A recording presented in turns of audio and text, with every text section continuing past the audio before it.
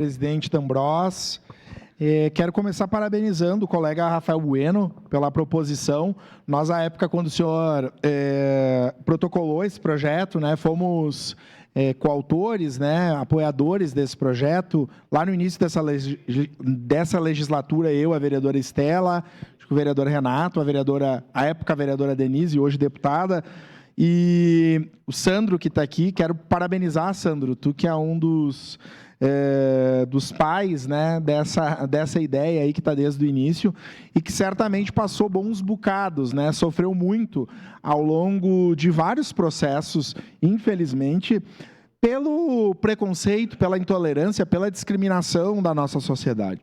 Eu quero dizer que a parada livre que ocorre em Caxias do Sul, e como bem relatou o vereador Rafael Bueno, as paradas que ocorrem em cidades de médio e grande porte do Brasil, a exemplo do que ocorre em São Paulo, são eventos que atraem milhões de pessoas. Então, primeiro falar da importância da parada livre ser um espaço da promoção do respeito, né, de visibilizar na sociedade caxiense que todas as pessoas, do ponto de vista legal, precisam ser respeitadas naquilo que elas são, independente se a gente concorde ou não, mas as pessoas precisam ser respeitadas. Então, te parabenizar, Sandro, por ser uma pessoa que, desde o início da parada, enfrentou muitas coisas para mostrar para a nossa sociedade aquilo que precisa acontecer. Depois, o caráter cultural que a parada tem, né? E que não são só das pessoas da comunidade LGBTQI+, mas de todas as pessoas, das crianças, das famílias, né? Enfim, de pessoas que não são da comunidade, mas que participam, que gostam, que respeitam a parada. A questão turística e de empreendimentos. E aí, vereador Rafael Bueno, quando o senhor se atentou e colocou lá na lei de que necessariamente ela precisa acontecer no centro da cidade, é para que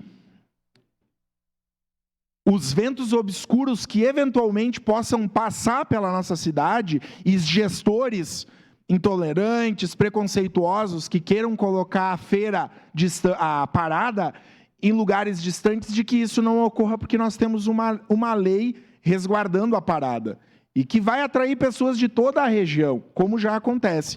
Então, acho, já lhe concedo, oportuno, importante, e nessa casa nós queremos promover a liberdade, a garantia de direitos, o amor livre, e recentemente eu ouvi na Câmara dos Deputados uma discussão inócua, criminosa, intolerante, de pessoas que quiseram aprovar, e está sendo discutido isso, um projeto de lei que quer proibir o casamento homoafetivo.